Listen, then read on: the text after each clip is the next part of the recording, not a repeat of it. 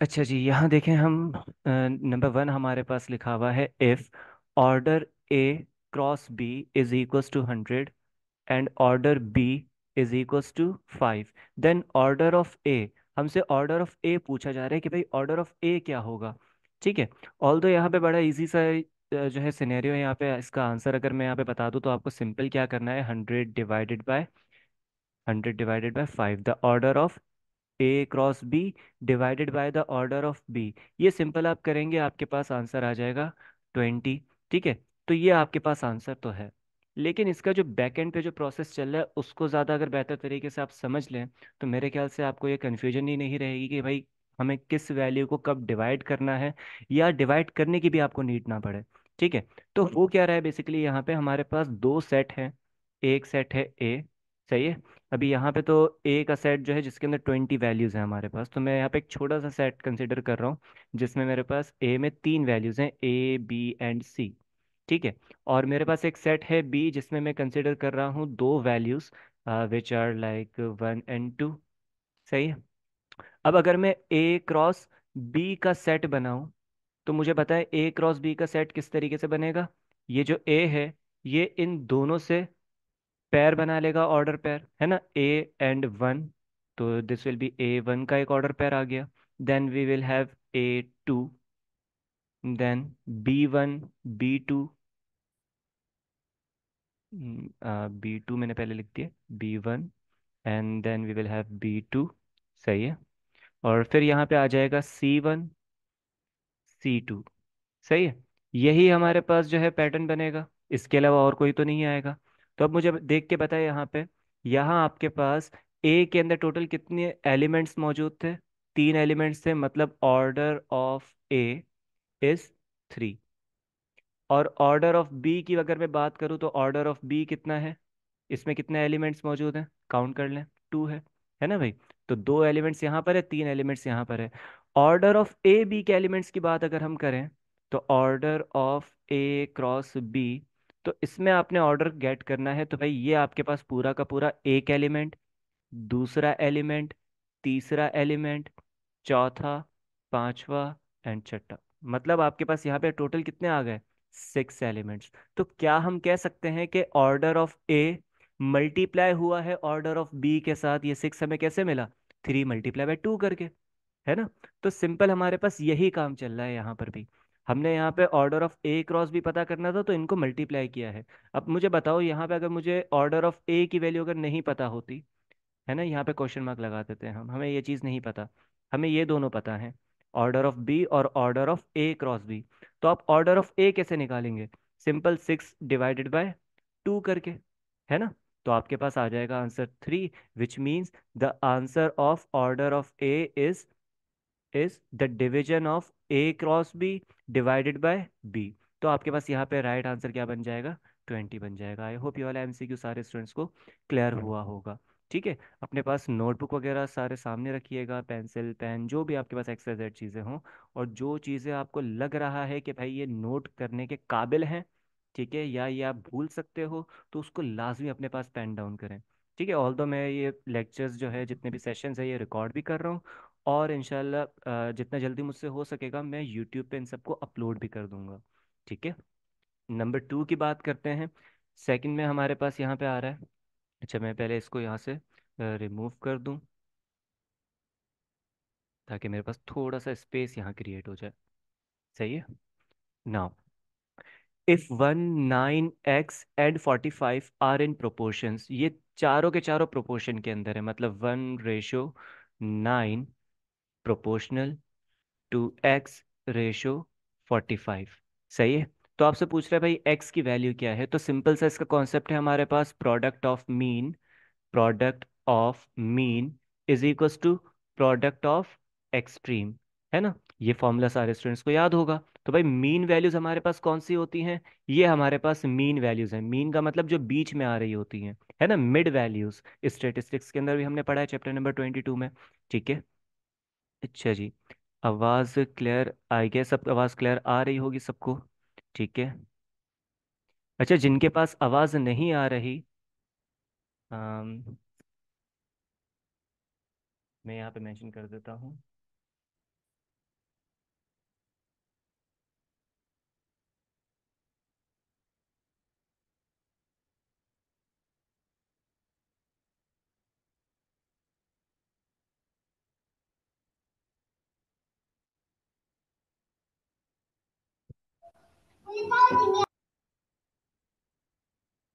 हम्म।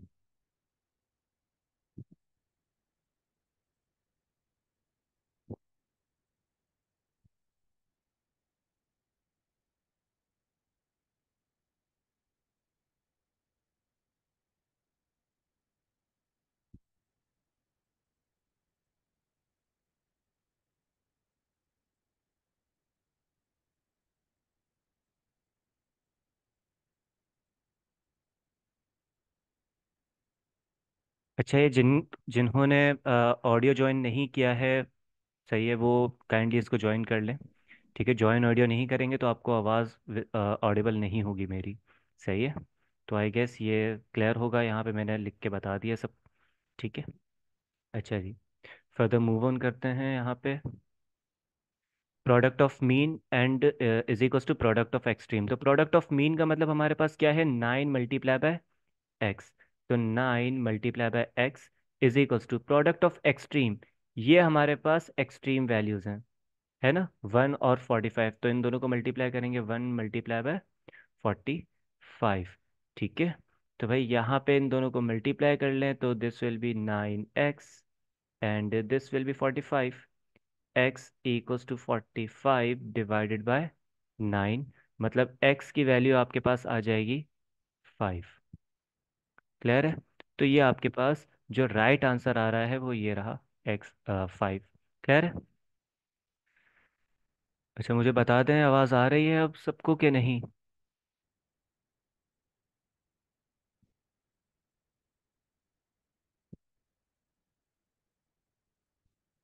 ठीक है भाई, ये भी आई गेस क्लियर होगा।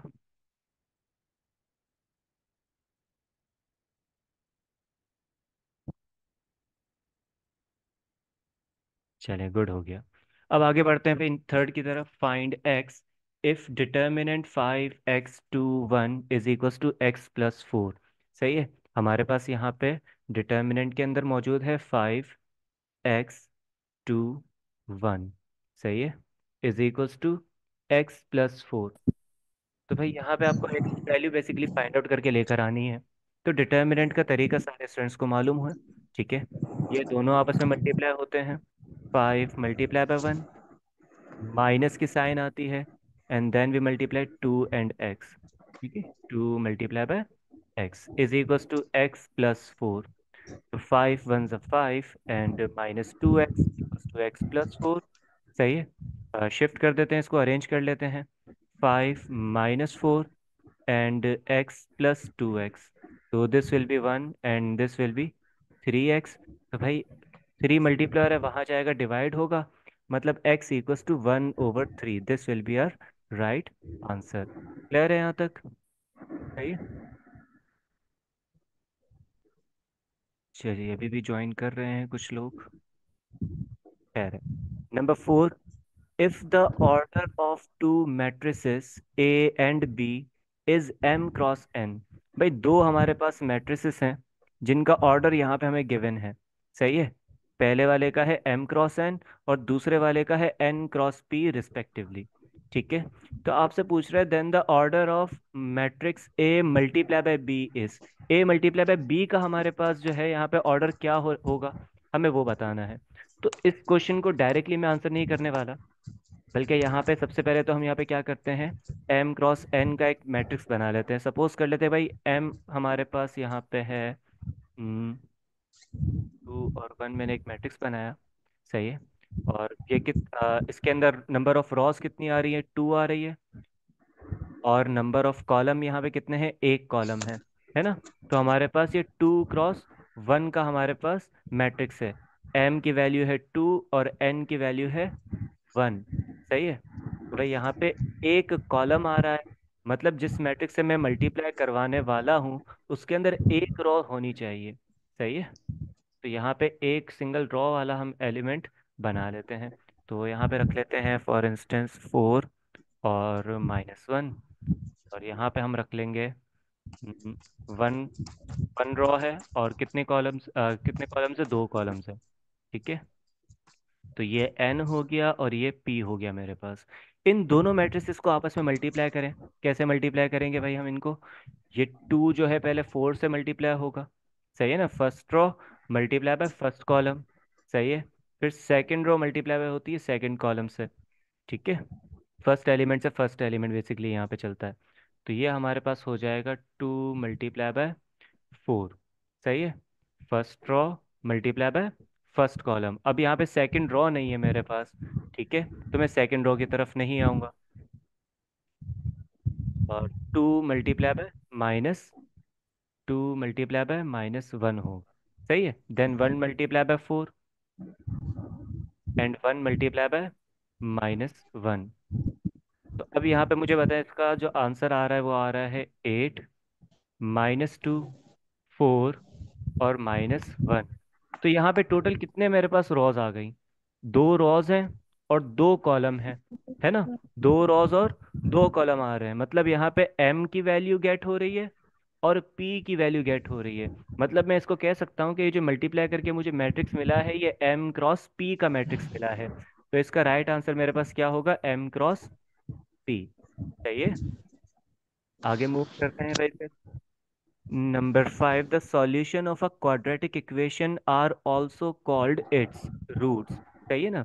ये कॉन्सेप्चुअल क्वेश्चन है, आपके पास थ्योरी से रिलेट कर रहा है कि जो हमारे पास सॉल्यूशन होता है क्वाड्रेटिक इक्वेशन का, वो हमारे पास क्या होता है? रूट कहलाता है। रूट ऑफ द इक्वेशन हम उसको कहते हैं, सही है, उसको हम रूट्स कहते हैं।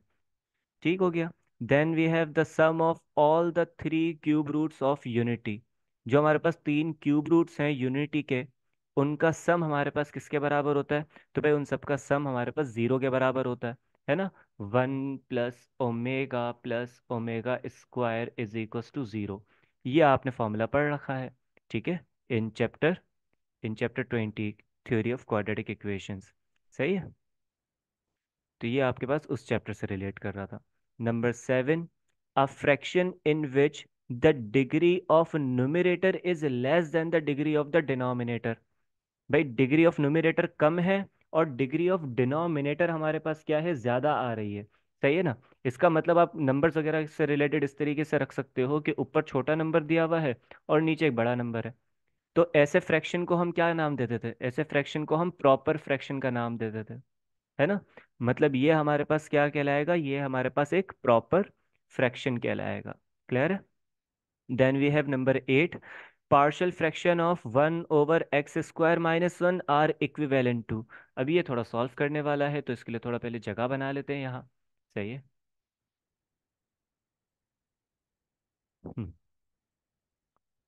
तो वी हैव 1/x² - 1। अच्छा, यहाँ पे डिनोमिनेटर में सारे जानते हैं कि पहले हमें क्या बनाने होंगे? फैक्टर्स बनाने होंगे। ये x² - 1 है, 1 के ऊपर मैं स्क्वायर लगा सकता हूँ। तो इसके फैक्टर्स कैसे बनेंगे? x+1 एंड x-1, सही है।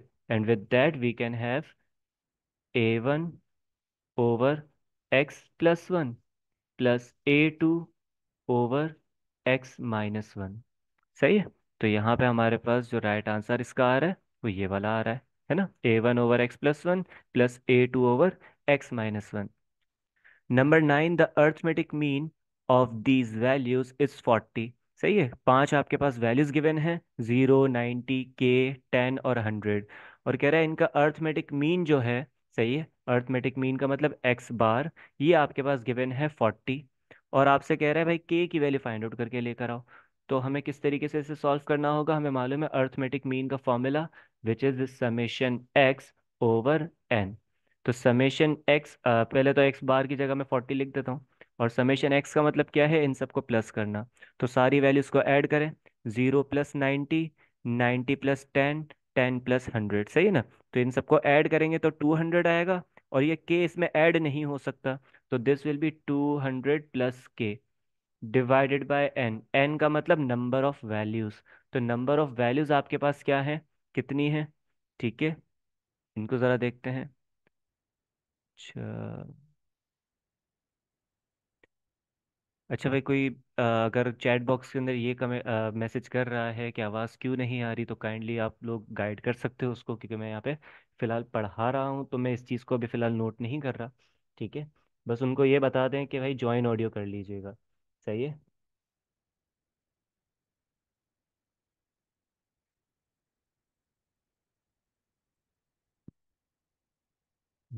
1 मिनट। अच्छा जी, एन की जगह हमारे पास आ जाएगा 5। सही है। एंड देन वी हैव, ये 5 डिवाइड हो रहा है, वहाँ जाएगा 40 से मल्टीप्लाई होगा, तो 5 times 40 is equals to 200 plus के। तो ये होगा 200 इज इक्वल्स टू 200 प्लस के। 200 प्लस हो रहा है, वहाँ जाएगा माइनस होगा, तो 200 - 200 इक्वल्स टू 0।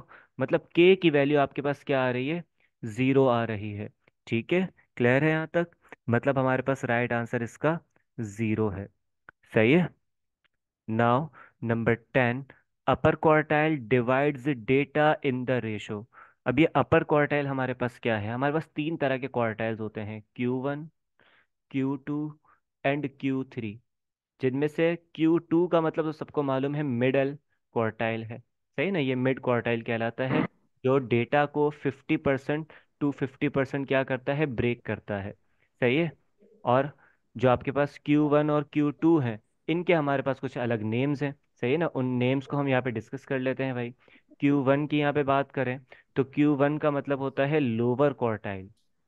सही है, भले ये पहले आ रहा है, लेकिन Q1 का मतलब हमारे पास क्या है? Lower quartile. और ये डेटा को किस में ब्रेक करता है? 25% to 75% में। इसी तरह Q3 की बात करें, तो Q3 का मतलब होता है हमारे पास अपर क्वार्टाइल। तो अपर क्वार्टाइल किस में ब्रेक करेगा डेटा को?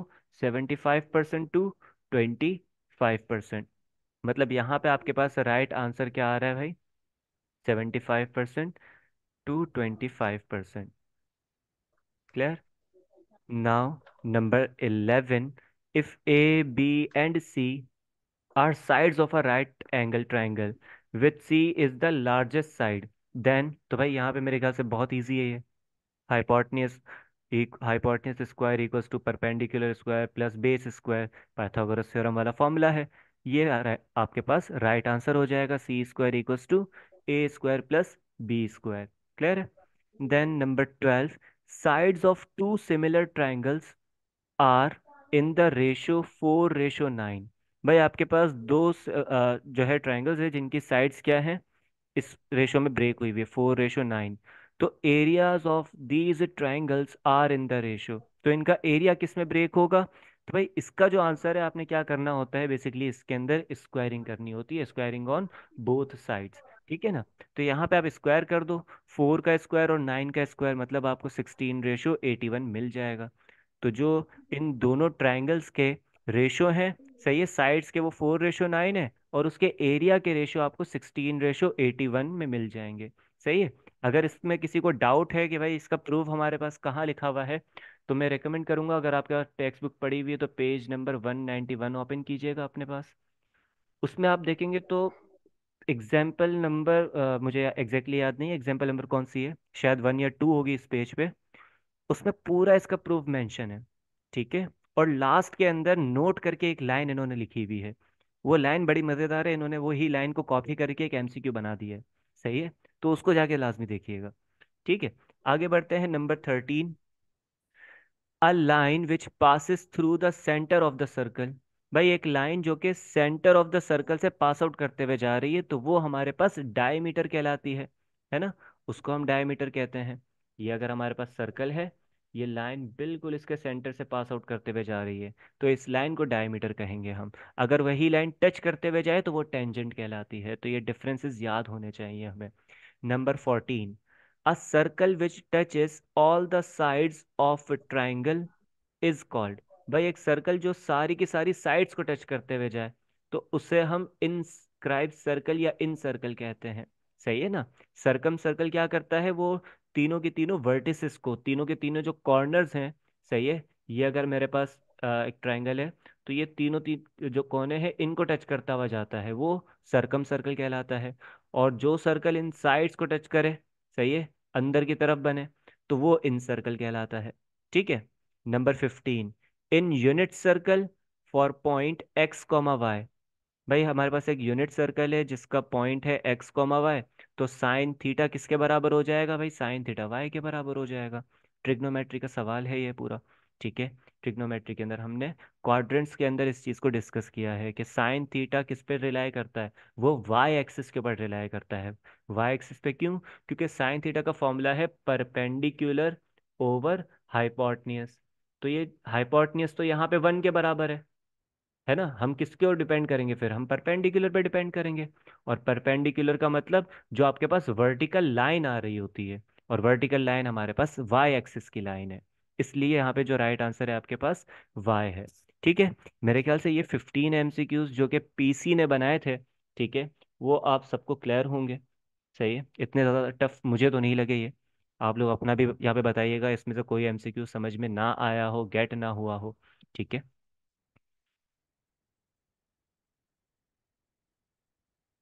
अच्छा जी, अब आ जाते हैं हम इन 100 MCQs की तरफ। और इन 100 MCQs में आप लोग मुझे बताएंगे कि भाई कौन सा एमसीक्यू इसमें आपको बॉदर कर रहा है। सही है। और अगर किसी को ये फाइल नहीं मिली है तो मुझे काइंडली बता सकता है, व्हाट्सएप पे मैसेज कर दे। सही है। मैं भी फ़ौरन उसको ये फाइल सेंड कर दूंगा।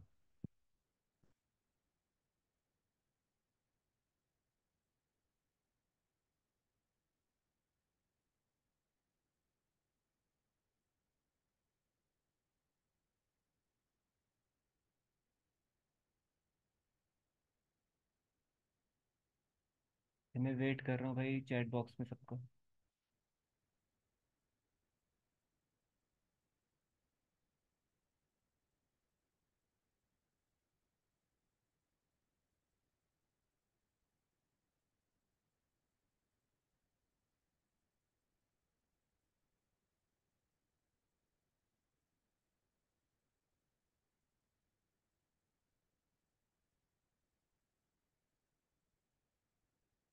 अच्छा जी, फर्स्ट वाला एमसीक्यू देख लेते हैं फिर हम यहाँ पे।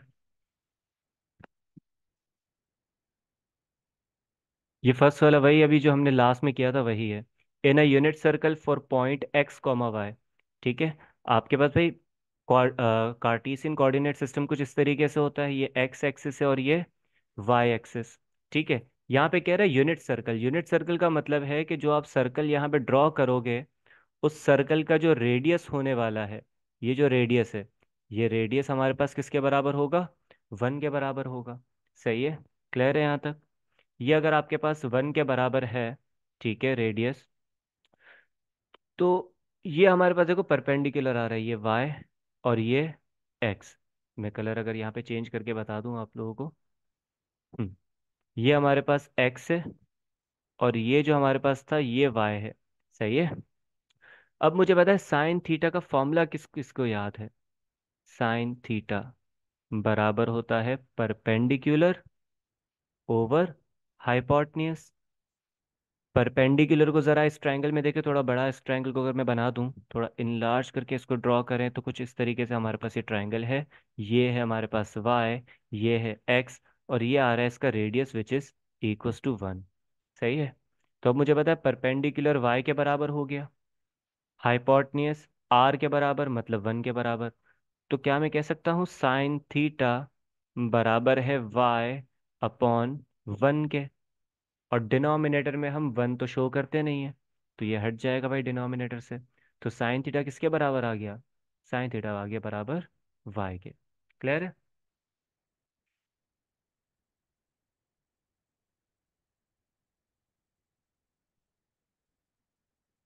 चलिए नेक्स्ट आई गेस आया है कोई।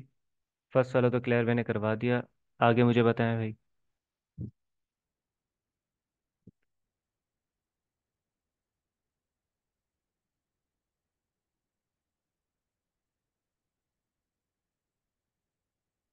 अच्छा, ये इंस्ट्रक्शन के अंदर मैंने जो ये लिखा है every session will be of 40 minutes, इसका मतलब समझ ले सारे।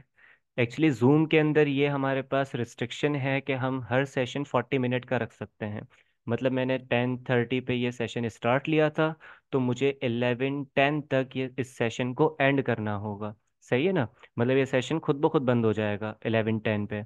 और फिर 10 मिनट्स का आपके पास गैप होगा। उस 10 मिनट के बाद हम नेक्स्ट सेशन स्टार्ट कर सकेंगे। सही है, तो इस चीज़ को माइंड में रखें, तो खुद से ज्वाइन कीजिएगा। अच्छा जी, नंबर 8, MCQ नंबर 8 की तरफ आते हैं जल्दी से।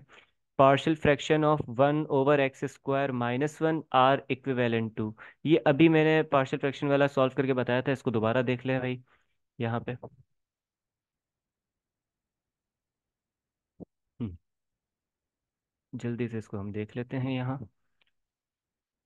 1/x² - 1, ठीक है, 1/x² - 1 है। तो भाई यहाँ पे आप क्या करोगे, इसको ब्रेक कर सकते हो डिनोमिनेटर को, x+1 एंड x-1। और हम जानते हैं ये दोनों हमारे पास क्या है, लीनियर है ना। यहाँ पे x⁻1 है, यहाँ पर भी x⁻1 है। तो लीनियर एंड नॉन रिपीटेड के लिए हमारे पास क्या कंडीशन होती है कि ये एज इट इज आ जाते हैं x+1, और यहाँ पे आ जाएगा x-1। ऊपर हमें कोई भी वेरिएबल रखना होता है तो यहाँ पे हम रख सकते हैं a1, यहाँ पे रख सकते हैं a2। ठीक है, तो आई गेस ये क्लियर हो चुका होगा। ये हमारे पास इसका राइट आंसर बन जाता है, सही, नंबर 8 का।